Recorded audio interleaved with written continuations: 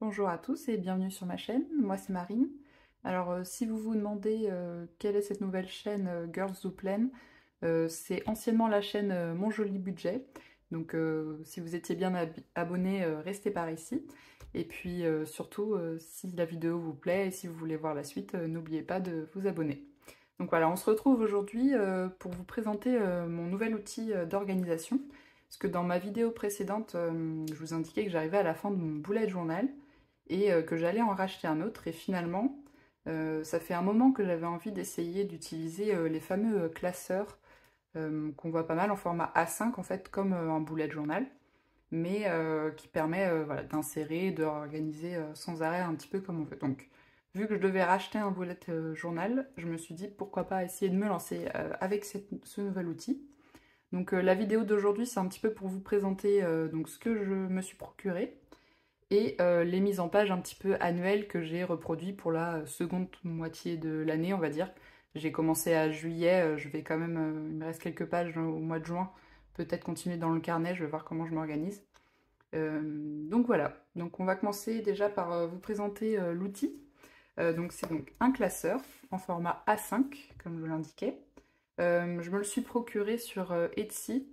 Il y en a sinon pas mal sur Amazon, mais je vous mettrai le lien de celui que j'ai acheté.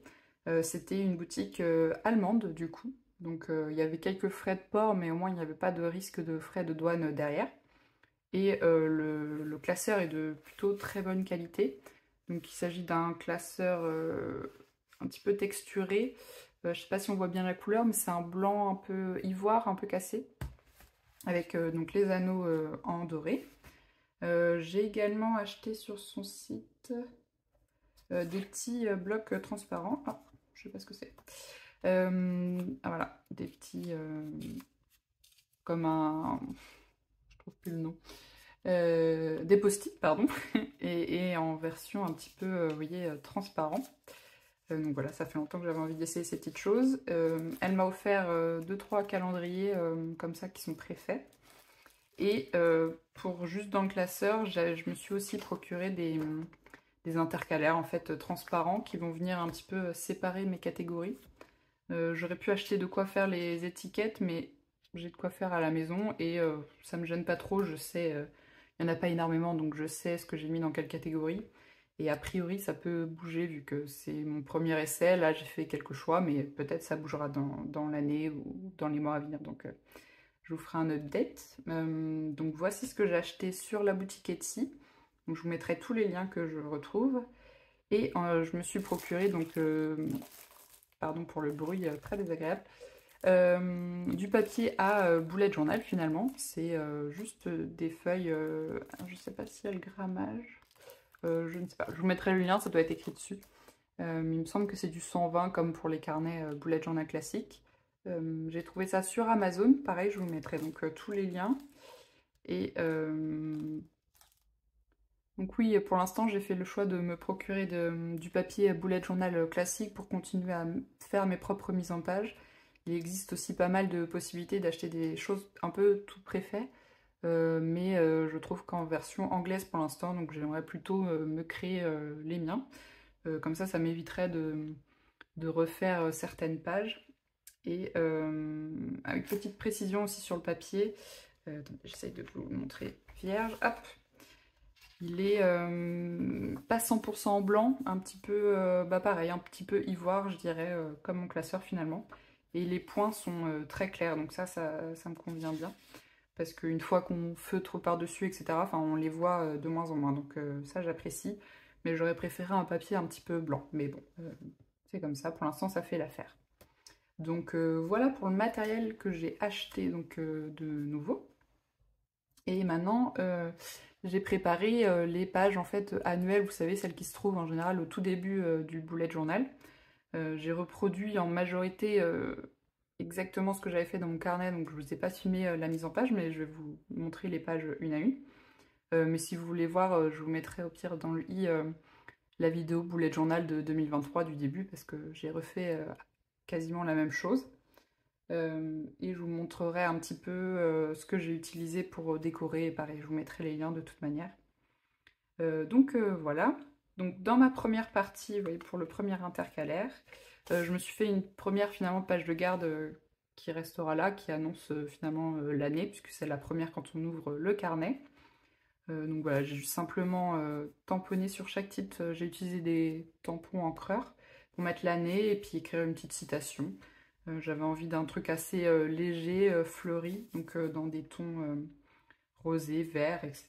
J'ai utilisé pour ça des rouleaux de washi tape du Washi Tape Shop. Pareil, je vous mettrai les liens. Hop. Et donc ça, c'est finalement la première page. Et donc ensuite j'ai fait un futurlog, donc voilà, c'était ma première page pareil. Et donc comme je vous disais, j'ai tout commencé à juillet parce que sinon bah c'était pas pratique, 7 mois ça décalait tout et c'était un petit peu embêtant. Donc j'utiliserai mes premières pages dans mon carnet pour le mois de juin. J'ai juste plus assez de pages pour faire toutes mes semaines, donc je pense que mon mois viendra quand même ici. Ce sera juste pour les dates d'anniversaire, etc. C'est encore dans mon carnet, donc c'est pas perdu. Donc voilà, j'ai refait les dates. Là, je viendrai indiquer mes rendez-vous, surtout les anniversaires que je note là. Sinon, je les oublie. Donc voilà, sinon en page annuelle, je me suis laissé un endroit pour noter mes objectifs pro d'une manière assez générale là. Donc c'est pour ça que j'ai pas fait grand chose, si ce n'est que j'ai noté objectif troisième trimestre et me laisser de la place libre pour voir comment je associer ça.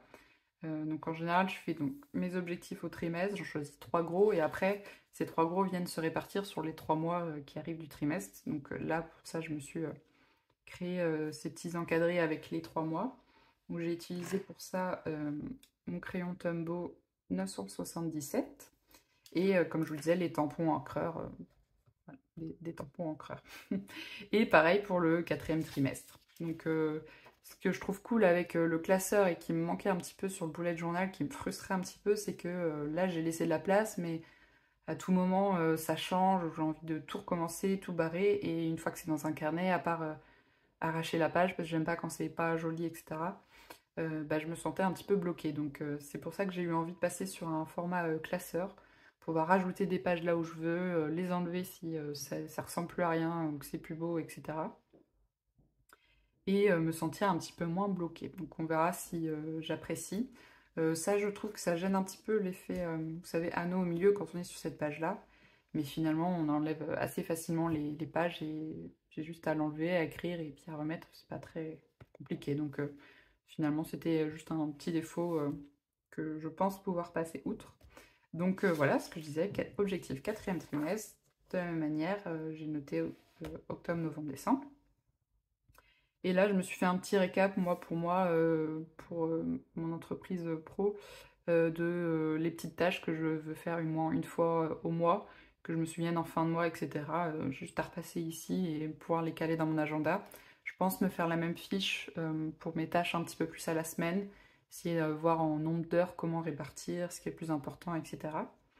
Et aussi les deadlines de mes projets, mais bon, ça je l'ai enlevé parce que bah, je voulais pas tout vous montrer, mais voilà, c'est juste pour noter un petit peu sur les mois qui arrivent jusqu'à décembre, avoir une idée en général de mes objectifs en pas à pas, si vous voulez. Comme ça, pareil, quand je suis en train de voir mon objectif du mois, bah, je reprends un petit peu tous ces éléments et puis je m'organise avec ça. Donc ça, c'est tout le premier onglet, la première partie. Ensuite, je me suis dédié moi une catégorie au niveau des réseaux sociaux du coup que je gère. Donc j'ai actuellement Instagram, cette chaîne YouTube et une newsletter reliée à mon compte Instagram, enfin à ma boutique. J'ai ma boutique aussi Etsy. Je me suis pas fait d'ailleurs une fiche sur elle, mais j'ai pas encore trop fait les analyses, etc. Donc je sais pas ce qui peut en ressortir. Donc j'ai fait une nouvelle page de garde, pareil à chaque, enfin sur les 3 premières, je me suis fait une petite page de garde pour me souvenir de quelle catégorie c'était.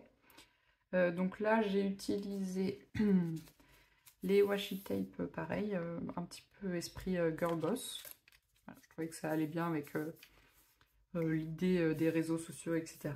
Donc j'ai choisi ce thème-ci. Et sinon pour les autres éléments, ça venait d'un carnet que j'avais trouvé chez Action, donc ça je vais pas pouvoir mettre le lien. Mais voilà, n'hésitez pas à regarder dans les magasins comme ça, dans la partie un petit peu art créatif, il y a pas mal de choix, donc c'est plutôt sympa. Donc là, En page annuelle, j'ai remis finalement, je l'avais aussi sur mon premier carnet, un espace où je pourrais suivre mes nombres d'abonnés, sauf que je me suis un petit peu plus laissé d'espace en dessous, parce que ça me manquait de ne pas pouvoir faire de commentaires ou de mettre un peu plus d'analyse en fait sur les taux d'engagement, etc. Enfin bref, toutes les analyses qu'on peut avoir dans les comptes pro Instagram et YouTube. Donc voilà, chaque fois j'ai fait mes 6 cases pour mettre les nombres d'abonnés dans les cases et puis en dessous quelques commentaires, ce qui s'est passé dans le mois, est-ce que j'ai déserté, est-ce que j'étais absente, est-ce que ça s'est bien passé, ça a augmenté, est-ce que ça en baisse, etc. Enfin bref, un petit peu d'analyse.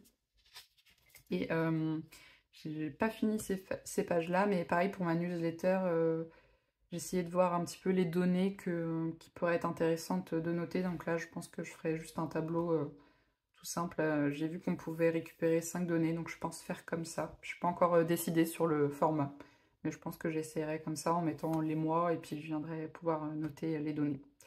Donc voilà, et ensuite je me suis laissé du papier pour noter les idées quand elles me viennent comme ça, et puis tous les mois je viendrai faire mon calendrier éditorial ici, je pense.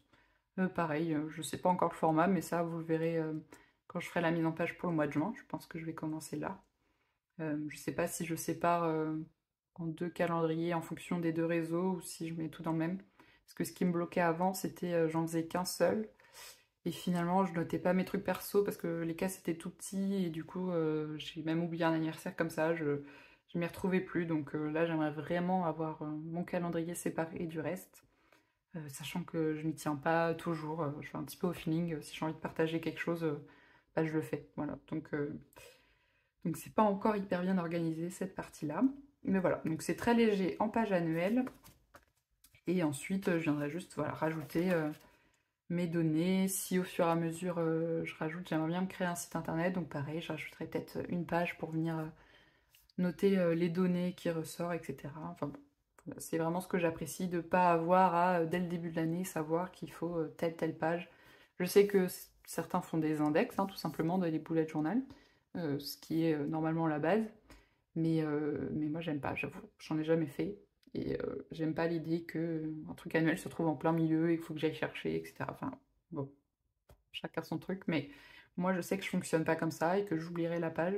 Donc, je me suis dit que pour ma personnalité, finalement, un classeur, c'était pas mal déjà parce que je pouvais me permettre de rater des pages et pouvoir les enlever sans que ce soit pas beau. Team anxiété par ici, donc voilà. Enfin bref. Donc voici pour les réseaux. Et ça, c'est ma dernière mise en page, ma 3e catégorie. Ça va être donc pour mon budget. Donc j'ai fait très peu de pages annuelles, pareil, mais tous les mois, je viendrai. Finalement, ce sera pas comme dans le bullet journal où, arrivé au mois, hop, il y a tout dans la même catégorie. Là, chaque mois, j'en rajouterai un petit peu dans chaque catégorie. Mais au moins, ce sera par thème et plus par mois. Je sais pas si ça fait sens, mais voilà, quand je sais que je veux chercher mon budget, bah, je sais que j'aurai là, alors que si je veux mes tâches quotidiennes, bah, ce sera dans une autre partie. Mes objectifs, je sais où ils sont, enfin bref, voilà. Je pense que vous avez compris l'idée.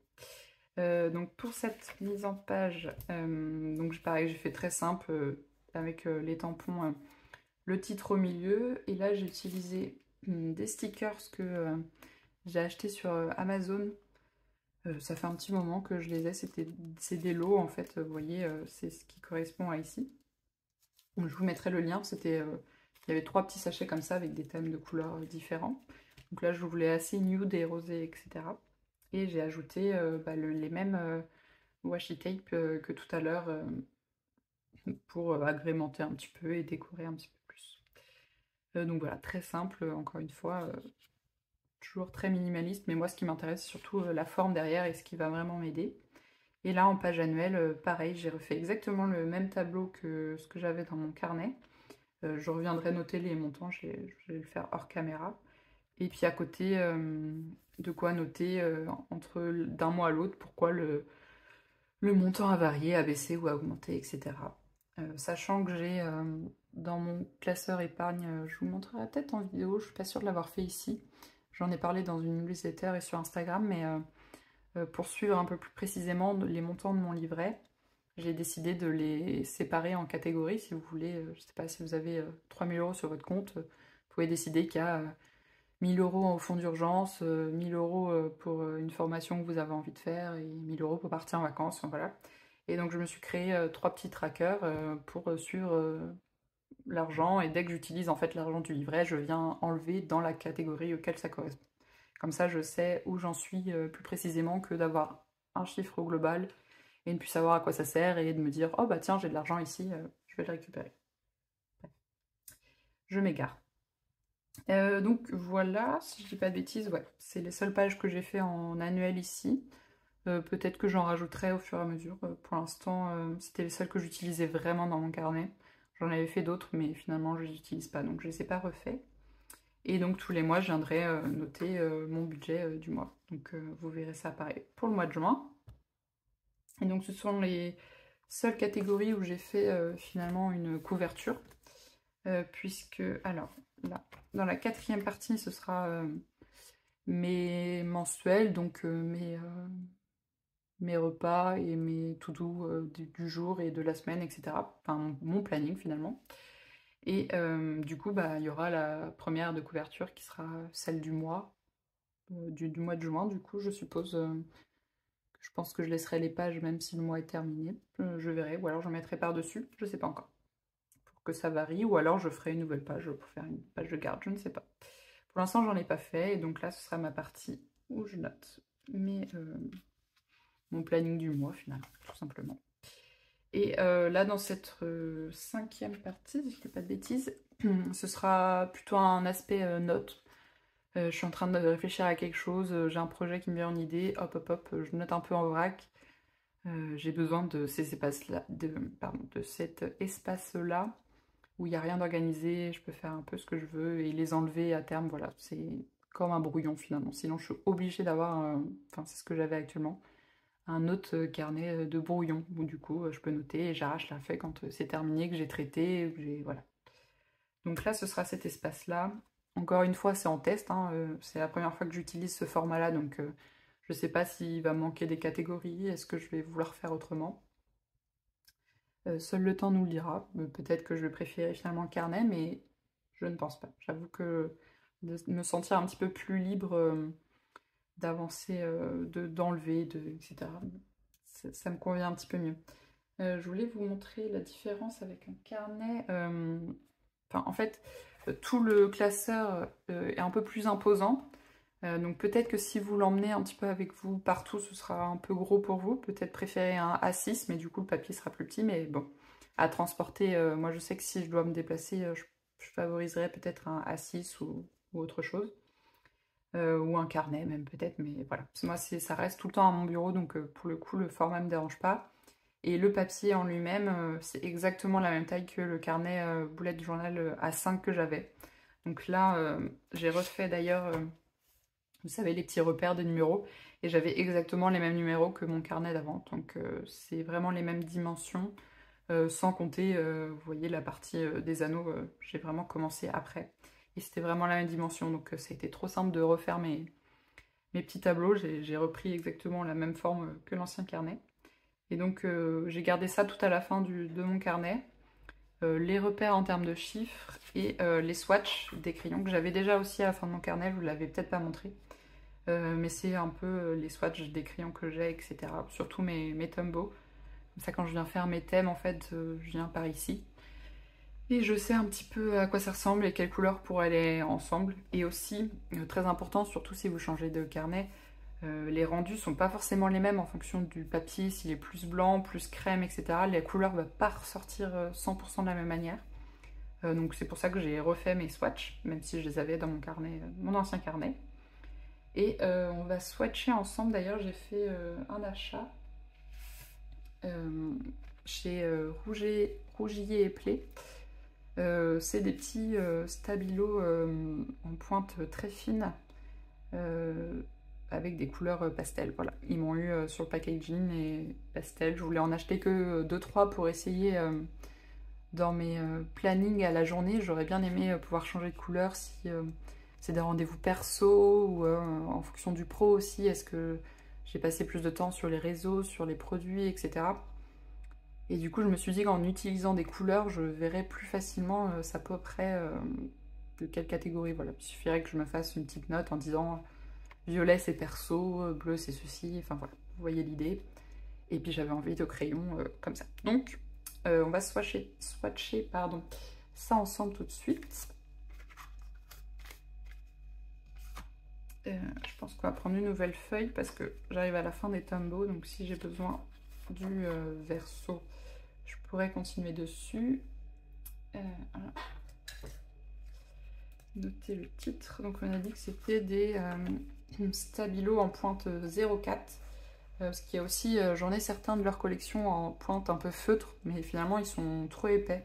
Je pensais que ça allait ressembler un petit peu au Papermate. Je sais pas si vous voyez les crayons comme ça, qui sont des feutres que j'adore. J'adore utiliser, pareil, je les ai en toutes les couleurs. Mais je pensais que ça serait un petit peu une pointe fine comme ceux-là, et pas du tout, ils sont trop épais, j'aime un peu moins. Donc, hop. Alors, on va noter Stabilo, je vais noter la pointe. 4 mm. J'espère que vous verrez bien, sinon je ferai un zoom au montage pour que vous voyez bien les couleurs. Donc c'est parti. Alors, je pense que je vais les faire dans l'ordre.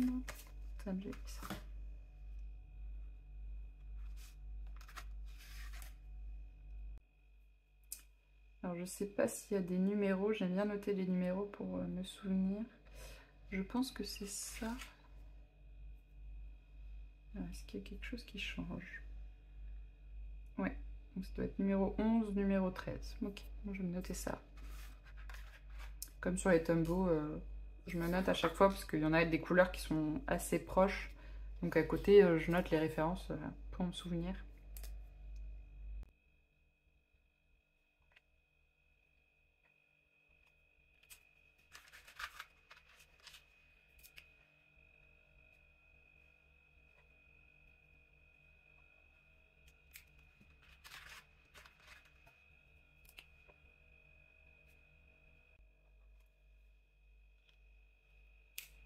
J'espère que vous voyez bien parce que c'est vraiment très pastel. Il y en a qu'on voit plus ou moins.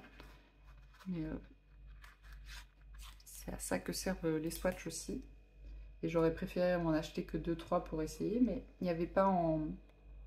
Il n'existait pas les pastels en unitaire. Il n'y avait que les classiques habituels. Hop, 34.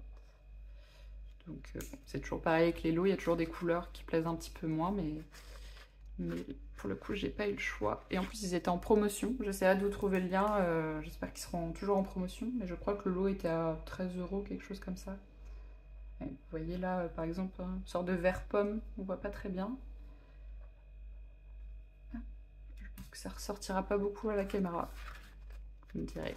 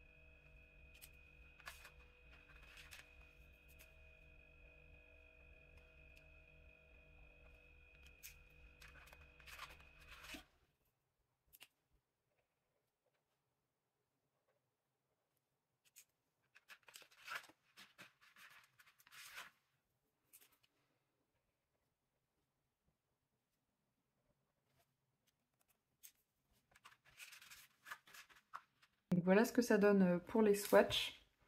Donc il y en a vraiment peut-être 2 qui sont vraiment très très clairs. Bon après moi je les vois, je pense que je les vois mieux que ce que vous voyez vous à la caméra.